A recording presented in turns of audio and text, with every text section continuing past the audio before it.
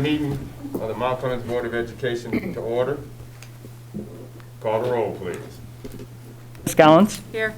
Mr. Reno? Here. Dr. McFadden? Mr. Monk? Here. Ms. O'Neill? Here. Mr. Rickman? Here. Mrs. Walker? A quorum has been established. Next on the agenda, the Pledge of Allegiance. I pledge allegiance to the flag of the United States of America and to the republic for which it stands, one nation, under God, indivisible, with liberty and justice for all.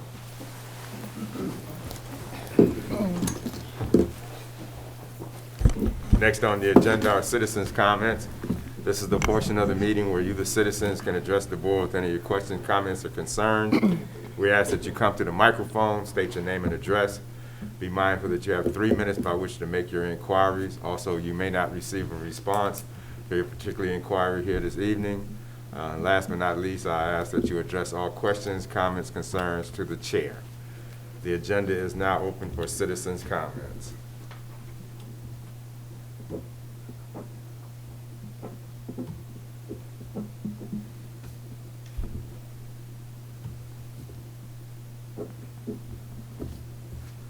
Second call, citizens' comments.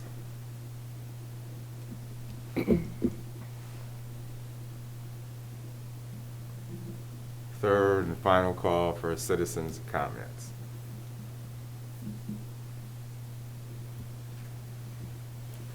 Hearing or seeing none, moving the agenda forward. Next we have action items. Under action items, we have item 5, consent agenda. Under the consent agenda, A, approval of the minutes of the September 15th, 2021 regular meeting. Approval of the minutes of the October 14th, 2021 committee of the whole session. Item B, approval of bills for payments. The chair would entertain a motion relative to the consent agenda. So moved. Moved by Member Collins, Support. support by Member Monk. Any questions? I have just a comment. Our minutes were reviewed and everything seemed to be accurate for the September 15th regular meeting and the October 14th committee of the whole. Thank you, sir. Any additional questions, comments? Hearing or seeing none, call the roll, please. Ms. Collins? Yes. Mr. Monk? Yes. Mr. Reno? Yes. Ms. O'Neill? Yes. Mr. Rickman? Yes, the motion carries.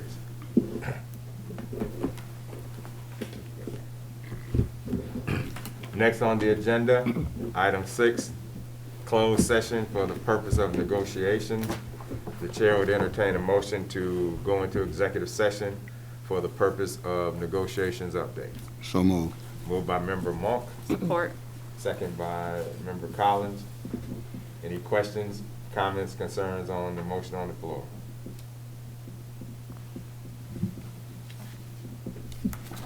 Hearing or seeing none, call the roll, please. Mr. Monk? Yes. Ms. Collins? Yes. Mr. Reno? Yes. Ms. O'Neill? Yes. Mr. Rickman? Yes, the motion carries. The meeting is going into executive session at 6:37. We will come out of executive session and we will complete the remainder of the agenda. Chair would entertain a motion to come out of executive session. So moved. Moved by Member Monk, Support. second by Member Collins. Questions, comments? Excuse me, call the roll, please. Yes. Ms. Collins? Yes. Mr. Reno? I guess Mark is abstaining. Ms. O'Neill? Yes. Dr. McFadden? Yes. Mr. Rickman? Yes, the motion carried. The meeting is out of executive session at 7:50. We're back in the regular session. Dr. McFadden? Yes, Mr. President, I have a motion to amend the agenda. Yes, sir. I'd like to amend the agenda to improve the adoption of July 13, 2021 wage reopener, agreed to by the MCEA, in the Mount Clemens Community Schools. You want to amend to add that discussion, correct? Yes, sir, that's correct. Okay, so the amendment is to add the agreement between the MEA and Mount Clemens Community School System as consummated on July 13th, 2021. Is there a second to the amendment? Support. Moved by Dr. McFadden to amend the agenda, second by Ms. Collins. Any questions, comments, concerns on amending the agenda to add that to the agenda? We're not voting on whether yes or no, we're voting to put it on the agenda. Any questions, comments? Hearing none, call the roll, please. Okay, Dr. McFadden? Yes. Ms. Collins? Yes. Mr. Monk? Yes. Mr. Reno? Yes. Ms. O'Neill? Yes. Mr. Rickman? Yes, the motion carries. The agenda has been amended. Dr. McFadden. Mr. President, in response to this wage reopener amendment, I'm actually want to pass this along to Madam Superintendent, but I'd like to move to approve that wage reopener. The agreement from the wage reopener. Correct, that we discussed. Moved by Dr. McFadden to approve the wage reopener that was PA'd on July 13th, 2021. Support. Second, Ms. Collins. Any questions, comments, concerns? Call the roll, please. Yes. Yes, Mr. Oh, Marcus. yes. Mr. President, I will abstain from this vote because of personal reasons pertaining to the union. And thank you, but you could have did that on the roll call when they called you. Oh, okay. You got you. No problem. I'll do it again for the record. I'll do it again for the record. Any questions, comments, discussion on the motion on the floor? And motion on the floor, a second to approve the agreement between, agreed upon during the wage reopener on July 13, 2021. Call the roll, please. Okay, Dr. McFadden? Yes. Ms. Collins? Yes. Mr. Reno? Yes. Ms. O'Neill? Yes. Mr. Monk? Abstain. And Mr. Rickman? Just a point of order, Mr. Reno, I would ask you to abstain because of a potential conflict. Mr. Gardner offered his legal opinion. I've got a converse legal opinion that I can vote on this issue. Okay. Thank you. Okay. Oh, me? Did you call me? Yes. Okay. The motion carries. Item 7, Curriculum and Personnel Committee. There's A, teacher resignation. B, approve Elevate K-12 to offer a pilot math program for the secondary complex using a live online teacher. So, Madam Superintendent, or? Yeah, I'd like to bring Ms. Tomlinson up to the podium. We actually had 2 teacher resignations, and we have some information as well on the math teacher, so. Hello. So we did have 2 teacher resignations, both at Seminole. October 1st, we had a first grade teacher resign. October 8th, we had a second grade teacher who was moved into the first grade teacher position vacancy. She also resigned. So we do have 2 resignations at Seminole. But we do have some really good news in the math department. We were able to hire a math teacher. So he was actually here with us a couple years ago. He was through a contract company, so he's very familiar with our kids and did a great job. So he is able to return as a district employee this time around. Regarding teacher resignation, there's nothing in the contract that says you have to give a notice as opposed to just quit that day or, the day before. There's nothing that says you have to give 10-day notice, 2-week notice. No, unfortunately, there isn't. Okay. Thank you. Maybe something we add. Yes. Any questions? Ms. Thompson, regarding the teacher resignation, is that different from item B? Is that a different item? you know, Well, we're not online? going to do item B because Because you got a live we math got an actual live math teacher. Okay. We found out last night, so Okay, gotcha. we've been smiling like all day. And Okay. everyone's really excited to have Dwayne back. Yeah.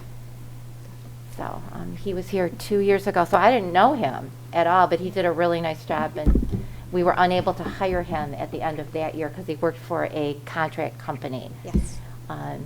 So, Any questions? How does, these two teachers that they out of Seminole, Yes. how does that affect the classroom sizes? So at this time, our second grade numbers were low, so we ended up just splitting those classes into 2 second grades instead of 3. And then we had to move one of our interventionists back into the classroom for the first grade position. And did that affect like the size of classes or? The second grade classes did go up Okay, because they were low to begin with. okay, Yep. thanks. Any additional questions? Thank you, Ms. Tomlinson. Takes us to agenda item 8, Policy Committee. Already? Mr. Monk, already. Oh, gee. I'm taking my mask off of this. Or you can punt it to Ms. Collins. She gonna punt it right back to me. She'll punt it right back to me. All right, thank you, Mr. President. As policy chair, we have 2 major updates every year in February and October. This will be our October update. We've had a few updates, also some updates with AGs, which stands for administrative guidelines. Administrative, I forgot that quick. Administrative guidelines, which are dealt with by the superintendent and her staff. So I will go through, and I do apologize, I'll try to get through this as quickly as possible, but this will be the first reading. So these revisions and new policy will be for first reading. First one is policy 0100 definitions is revised. The definitions of voting have been revised to reflect the change in statute regarding liable expectations to in-person voting at meetings of the board after December 31st, 2021. Only the military duty exceptions remains. The board chair should only approve a request that complies with this law. This revision should be adopted to maintain accurate policies. Policy 01673.3, public participation at a board meeting revised. Revisions to this bylaw are in line with the recent decisions of the U.S. District Court for the Sixth Circuit.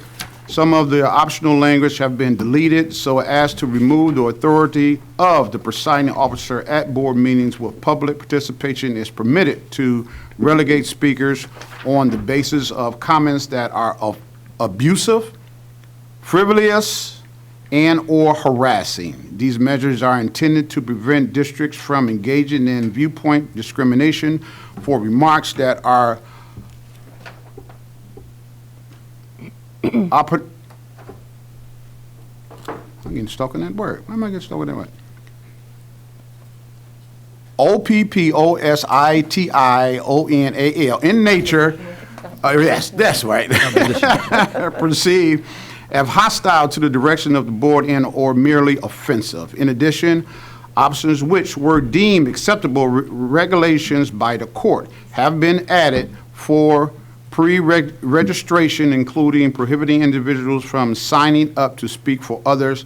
Finally, there are options for districts who live stream meetings to determine whether or not they will facilitate public participation remotely. This revision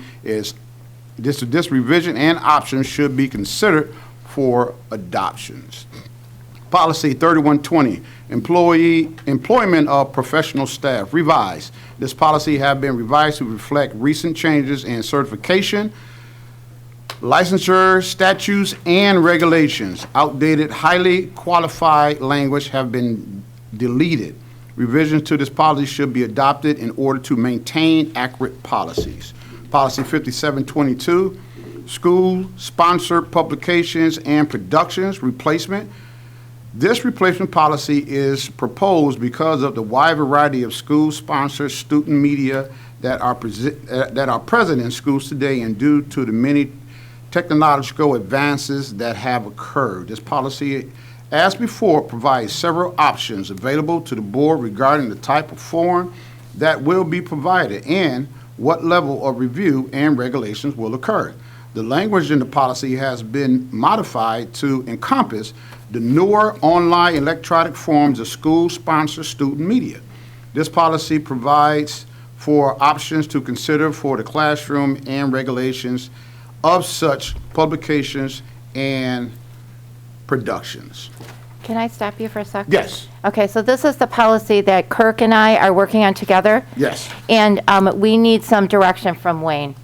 okay. all We right. really do. It's 9 pages of, we just need some direction from him just to talk us through some of that.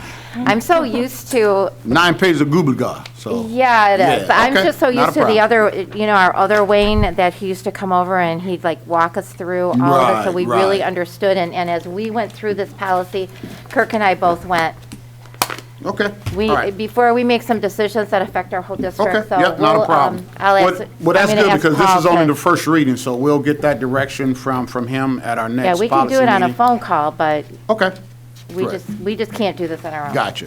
Okay.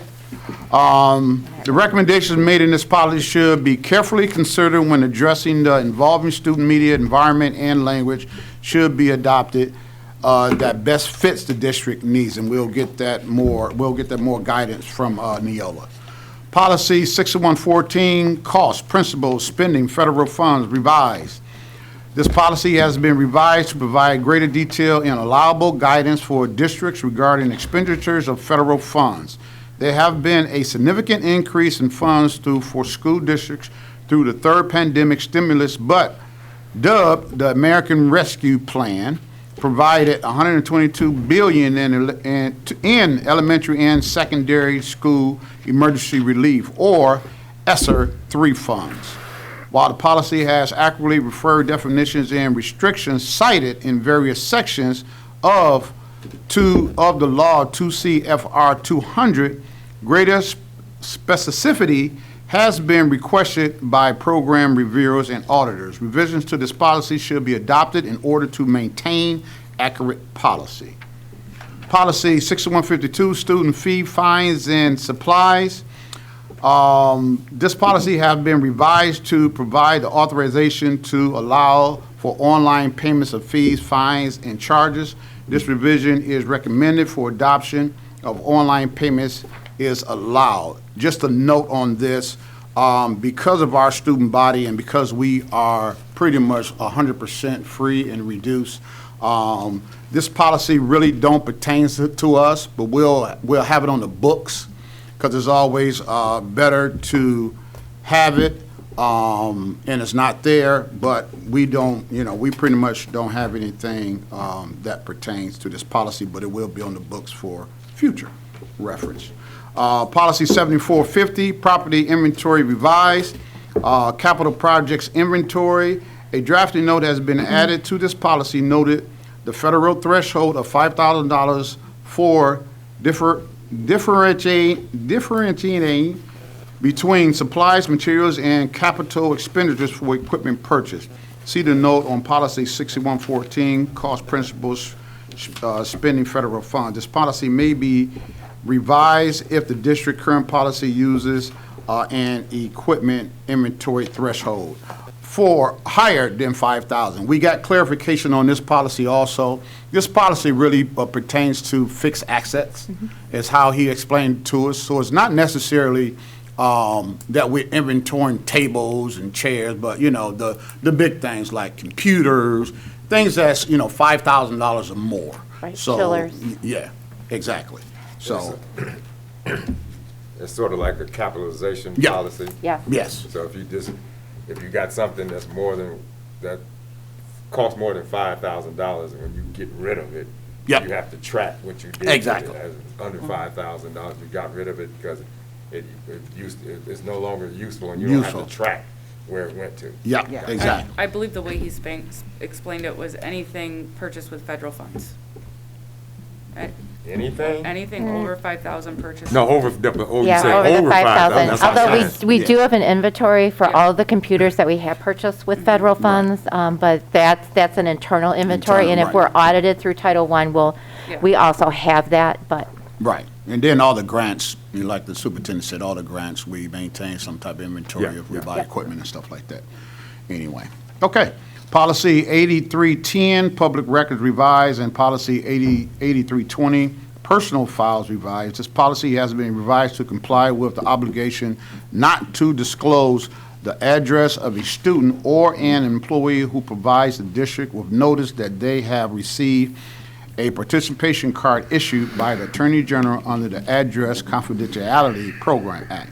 This revision should be adopted in order to maintain compliance with Michigan law. Policy 8330, student records revised. This policy has been revised to reflect the change in the federal rule 2021 Solomon Amendment, Subtitle C, General Service Authorities and Correction of Military Records, Section 521.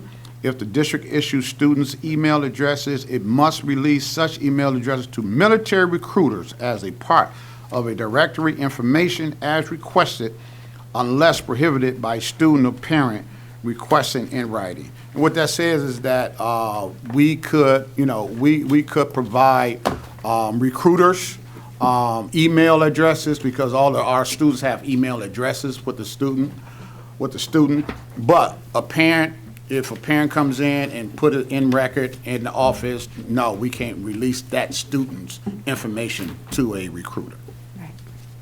I have a question on that. Yes, Since you talked to Wayne about that, right? yes, So, we can release the student's email right, without the parent knowing it.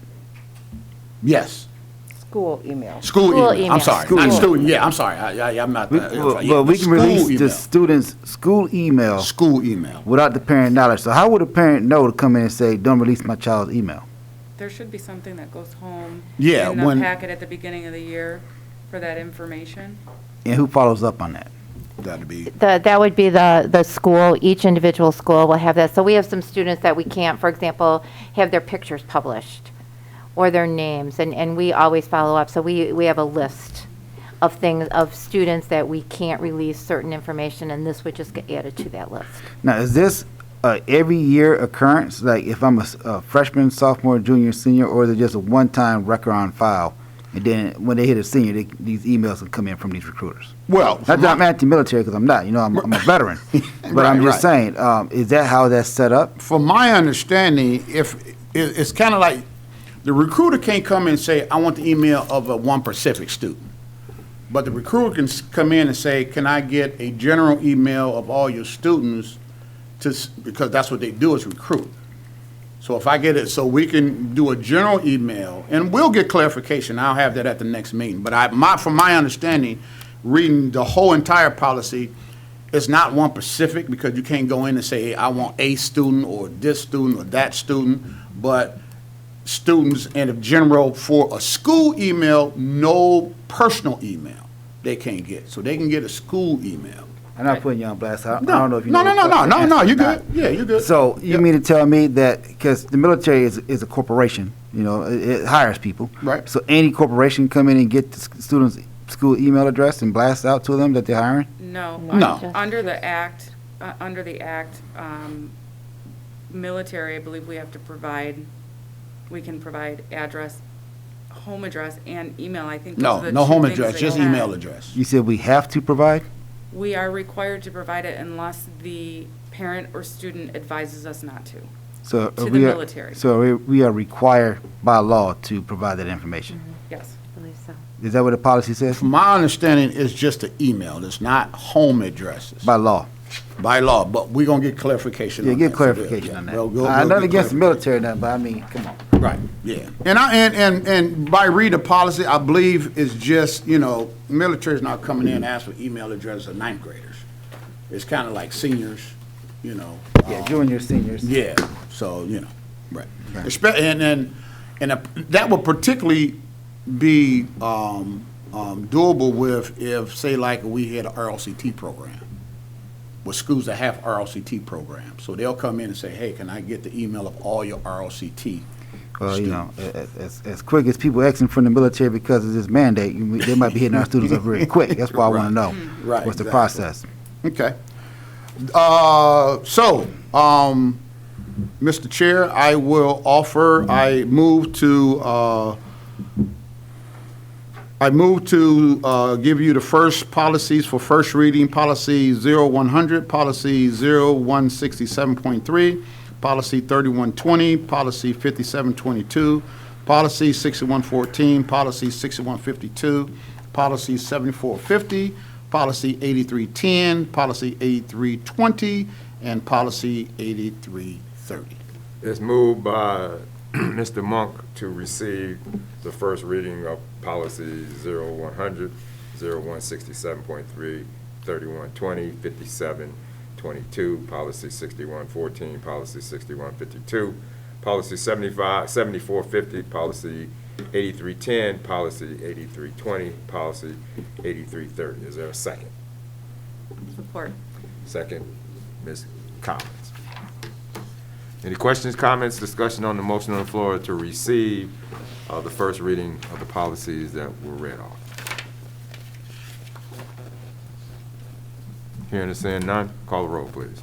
Mr. Monk? Yes. Ms. Collins? Yes. Mr. Reno? Yes. Ms. O'Neill? Yes. Dr. McFadden? Yes. Mr. Rickman? Yes, motion carries. Thank you, Mr. Monk. Thank you. That was a lot. And thank you, Ms. Collins.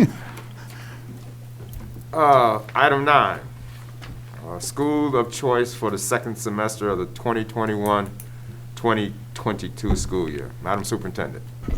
This is, these are policies and a procedure that needs to be adopted by the board every year as we open up our school of choice windows. So what this is, we are asking for approval. You'll see there's two different documents. One is Schools of Choice 105. These are for students who are residents of Macomb County. And then there is also the document 105C, and these are students who reside in a contiguous county to Macomb. You'll take a look at, there's some application instructions. There is the School of Choice application, and the parent signs an affirmation of prior discipline record in both of these applications. What is the window for school of choice in the second semester? The window is January 4th through January 28th. We will be advertising this in December out, so that information will get out, and then we'll be able to open the window for school of choice for next fall, and we can open that pretty much any time from this after this window closes. So usually school districts will do that in the spring, April, May, and that window will be open until the first Friday after school starts. So whatever that first Friday in September is, if it's after Labor Day, that will be the day that our school of choice window closes for fall of 2022 school year. The chair would entertain a motion relative to item 9, school of choice for adopting the school of choice for second semester 2021-2022 school year. And that window is January 4th through January 28th. So moved. Moved by Member Monk, Support. second by Member Collins. Questions, comments, concerns on the motion on the floor? Just have a question. For example, if one of our students wants to go to another school of choice and they do it after the school of choice time period, do we have to release that student in order for that student to go to a school of choice? We don't, and it would no longer be a school of choice. It would be, oh gosh, the name is escaping me now, but they would be requesting a superintendent release for that. And there are times when we do that. We will sign a release for a student that's completing their senior year, for example. We will sign a release so that if they move into Mount Clemens, but they had been through Lance Cruz, for all, so that we will sign a release so that they can stay in Last Cruise and graduate. So if they do it after the window, they need a waiver from the district Correct. that they want to leave. Yeah. Gotcha, okay. Any additional questions, comments, concerns on the motion on the floor? Hearing or seeing none, call the roll, please. Mr. Monk? Yes. Ms. Collins? Yes. Mr. Reno? Yes. Ms. O'Neill? Yes. Dr. McFadden? Yes. Mr. Rickman? Yes, motion carries. Informational items, item 10, Business and Finance Committee. Any information we need to know coming from the Business Finance Committee? Dr. McFadden, anything? Well, it says it's gonna be in committee reports anyway. We just discussed the teacher's agreement, the wage opener, the math teacher issue, which looked like it been solved, general fund topics, nothing new to report from that. You know what, I'm in, Financial reports and such. I'm in the wrong spot. I'm sorry. Yeah, No, you're right. No. Yeah. I'm in the information, I'm supposed to ask, are there any questions for the Business and Finance Committee?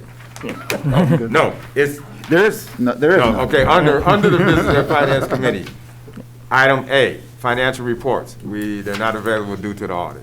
Any questions for item B, the contract listing? Any questions regarding item C, the facilities listings?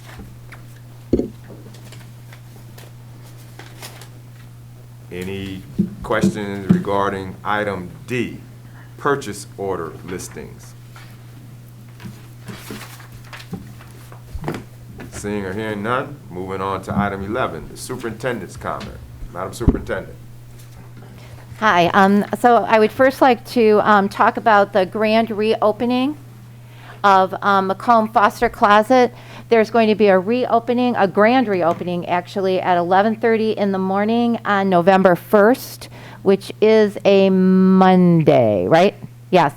So yeah, it says right on here, Monday, November 1st. So there'll be a short presentation. There's going to be a tour because the facilities have been expanded and remodeled. There'll be some demonstrations, and our Lieutenant Governor Gilchrist will be there speaking. Really try to make it. I will be there. I've already got it on my calendar. If you have a free hour, and there's also a take it lunch, a grab and go lunch will be available for you as well. So if you have an opportunity, it's a great way to support our foster kids, and this is a really, really wonderful program. Where is that? Oh, it's right here. It's at 190, oh, yeah, 196. Washington School. Yeah, Washington School. Okay. So, secondly, on the superintendent's report, on November 2nd is our next full day of staff development. There's no school for children in grades pre-K to 12. In the morning, our pre-K to 12 teachers will be working on Schoology, which is a platform that teachers can use for their courses. It gives our teachers, our kids, and our parents access to to their course materials anytime, anywhere. Teachers can use this to manage their files, their assignments, learning outcomes, grades. It has unlimited storage. Teachers can import files, create new resources, and then they can move those files right into their course as they teach them. So why are we looking at this? So last year when we were remote, we used Google Classroom. And Schoology is another platform for teachers to use. It's easy to use. It's supported by the ISD. It ties in with PowerSchool, which our Google Classroom did not. The other is it's got also lots of resources that are available through Schoology in terms especially of social studies and science, and we can all use that. In the afternoon, our King teachers will be having some GSRP training. And Seminole in the afternoon will be either taking place AVMR, which is a math recovery program. There's tools, teachers have been trained in this, and this would be like a next step, or literacy coaching and interventions. Our coaches will be doing this training, so our internal coaches will be doing that. At secondary, they're going to be continuing their PLC work with mastery, assessments, and instruction. So what they're doing is they're tying mastery of a standard mastery of a concept into how we instruct, and then how are they assessed. So just making sure that it all ties together, that what you're teaching is what you're assessing, and that teachers understand what mastery is of whatever that topic might be. We're really excited about our new math teacher starting. I can't tell you, I got that email or text message from Kirk this morning, and I've been smiling all day. So I can't wait for him to start. Our NWEA testing is wrapping up this week, and so there should be data to present to the board for our November curriculum and personnel meeting, and then at our work session in November. Our card marking ends November 5th, and so there is a half day for students on Friday, November 5th. And that's all I have. Thank you, Madam Superintendent. Now to the committee reports. Item 12. Any additional information from Finance and Business Committee? I have none. Any questions of the chair? Thank you, Dr. McFadden. Thank you, sir. Mr. Lindenberry, you're on. Well, thank you. We are having our drug take-back day this Saturday at 10 a.m. over at the Wilson Gym. Even though it's being used as a library, we're going to have a drive-through. So we will be able to come to your vehicle, remove the prescription drugs from you, and there'll be a sheriff on site to make sure that all of that is handled safely. They'll run from 10 to 2 at the Wilson Gym. Spooktacular is also this Saturday downtown from noon to 3. So dress up the little ones and bring them downtown for fun. That's going to be a good time. What are you going to wear? Pardon me? What are you wearing? What am I going to be wearing on Saturday? I'll probably be at Wilson Gym doing the drug take-back with the coalition. What'd you be with the so I'm not drugs? sure. I'll probably be wearing a flannel. That's safe to say. I'll be wearing a flannel. Okay. One way or the other. Captain Obvious. It's fall. Captain I did that last year. I know. No, 2 years ago was Captain Obvious. We didn't do costumes last year. Can only go that well so many times. And reminder, Santa Parade is going to be on November the 20th. And since I've decided for some reason to be in charge of it, I would use all the help I can get. So if anybody wants to volunteer to help me out, please. I didn't realize how much work this was. Oh my gosh. It's a lot. But it'll be fun. It's for the kids, so that's why we do it. So if there's any questions I can answer for you, otherwise have a wonderful night. Mike? Education Foundation, come on back. Mr. Lindenberry. Oh, we have not had a meeting since last time you had a meeting, Thank you. so there's no update. Yes, thank you, sir. Thank you, sir. Okay, let's see. Curriculum personnel. No further information, but we are going to get clarifications on the items that was brought up by my fellow board members for next. Any questions? Thank you, Mr. Monk. Mhm. Policy, we just had. Anything you want to add? No. Okay. Oh, I thought that I did answer policy. Did I?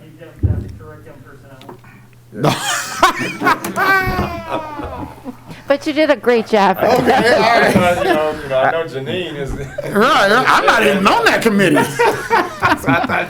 I'm in my robot mode over here. That's what happens when you read all the policies, you know what I'm saying? No further information. Madam Superintendent, anything coming out of curriculum personnel or Ms. Stacy, anything coming out of it, any additional information other than the good news, we got a math teacher? Right. Okay, all right. The legislative committee met, the county met last Tuesday, and it was one agenda item, and I will be sending you the 8 or 9 pages. The whole discussion was about redistricting, because Michigan lost a seat. Yep. And so there are so many variables that have to be met with that, that it's a big mess.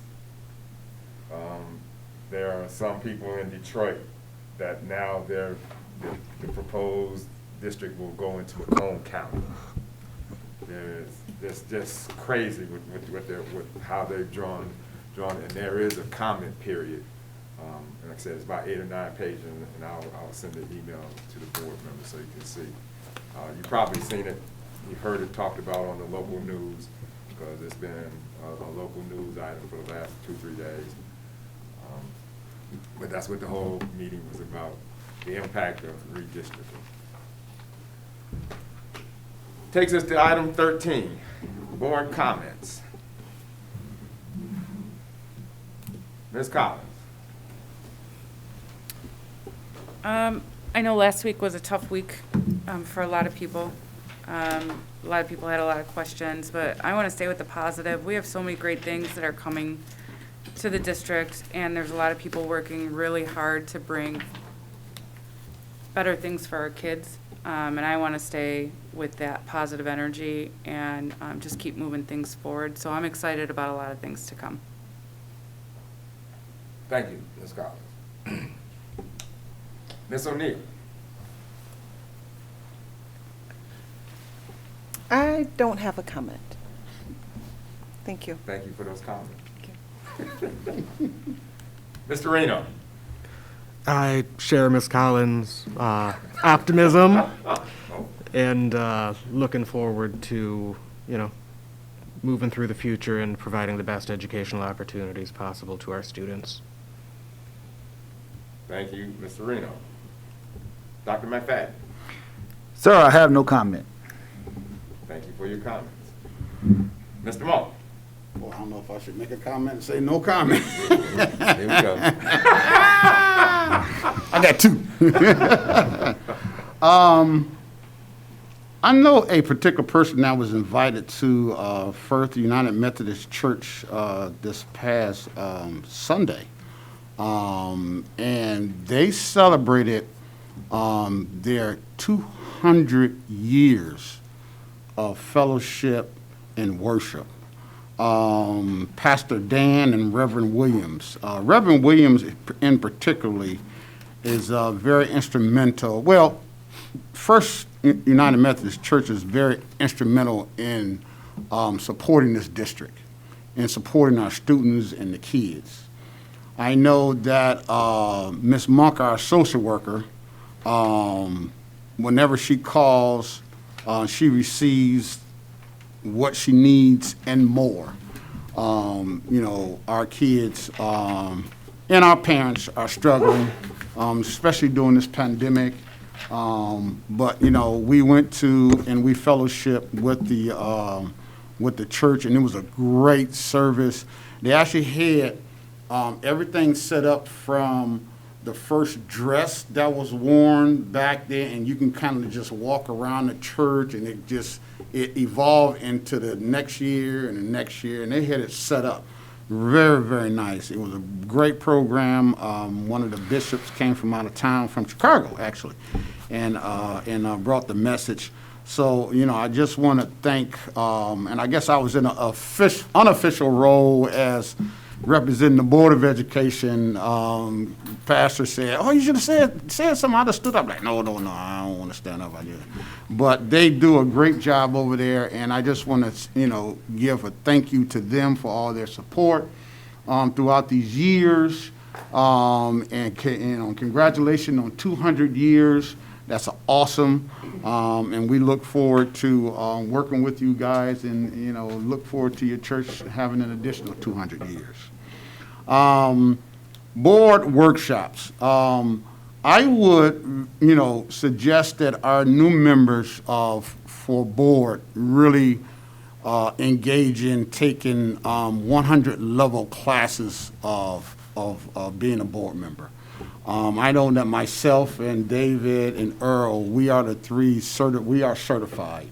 I think I'm the lowest. I think you're the highest. Of course, Earl with his 35 years, he's the general. But I thought, and I sat on 501(c)(3)s, I sat on corporation boards. Nothing really prepared me for what a school board would bring.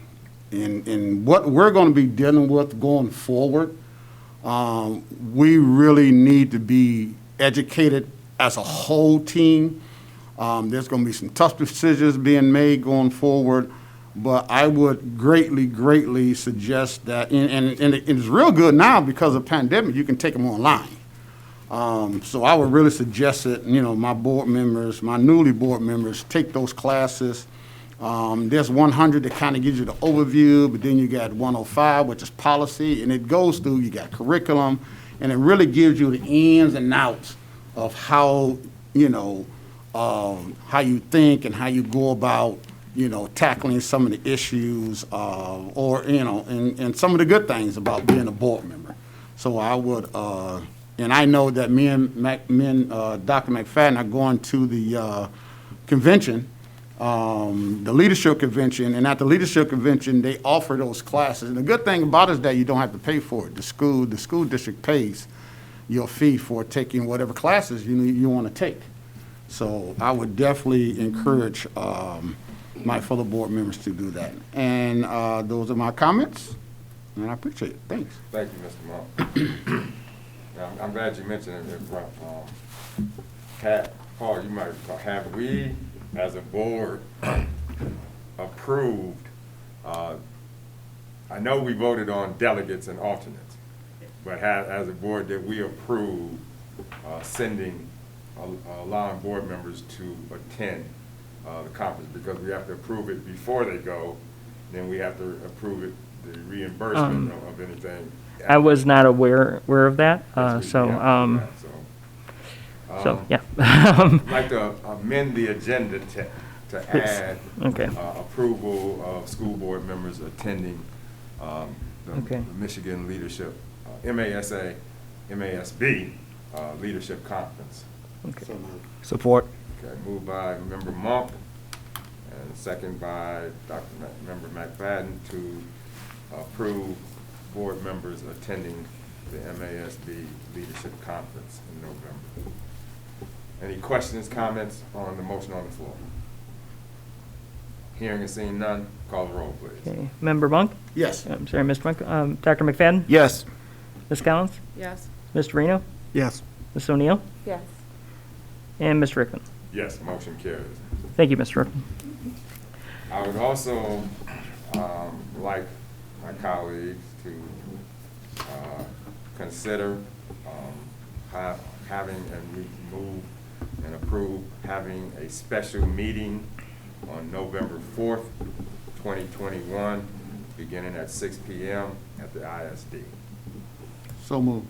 Support. Moved by Member Monk to approve a special meeting November 4th, 2021, 6 o'clock at the ISD.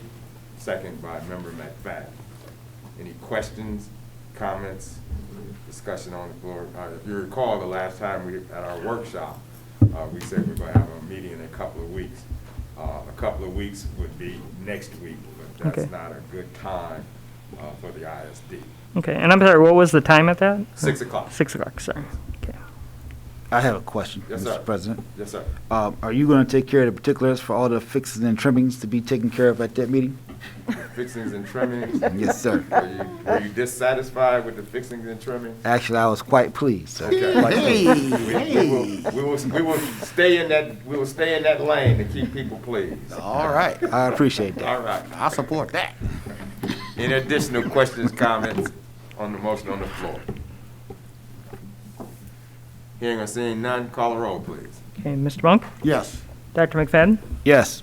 Ms. Collins? Yes. Mr. Reno? Yes. Ms. O'Neill? Yes.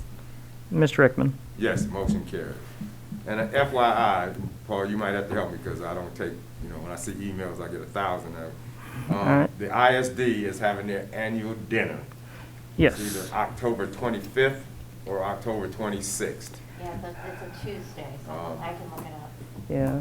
And it's open to It's board soon. members. To board members. Was that the one they do? That's the one they do every year. Yeah, Yeah. it's sort of like the legislative Yeah, one. yeah. No, it's part of that series that they do. Remember, you used to go That's to, right. so you used to go to different school districts, Right. and now, so every month there was a dinner for Right, board members. right. And so now they're doing 4, and the ISD is doing the first one, and maybe the 4th. There'll be one in Fraser and one, I'm gonna say, in Van Dyke throughout this school year. This is the first one. Gotcha, yeah. It'd have been wild for us to have to host it again, because we hosted it a couple of years ago. Yeah. Okay, that's replaced. So it's just an FYI. I don't know if there's an RFBP list or There, anything. if They there's did a- ask for one, so if you are planning on going, if you could just let me know on your way out. Yeah, that would be great. La Palma. All right, my comments. Friday night, a week and a half hour late, we did in fact have the homecoming game.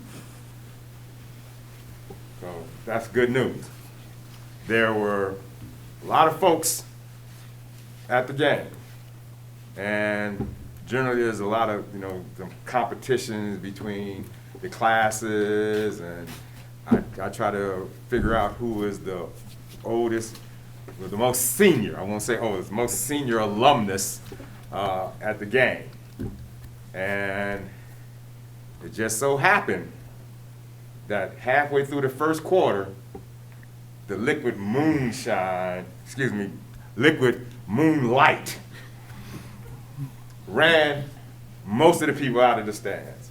And most of the senior alumnus did not return to the game. The halftime, there was no rain, so the king and queen was announced, and the duke and duchess and the prince and princess and the knight and the dame, they were all announced, so they did not get rained on. But the game did rain on our parade. The other team did rain on our parade. We were not successful in winning the homecoming game, but the players gave all they had. That's all you could basically ask. There was an official on the field that was an alumnus from the class of 1973. His name was Brad Thomas. And I would have announced him, but then they said, hey, that's preferential share. You really got a home field advantage.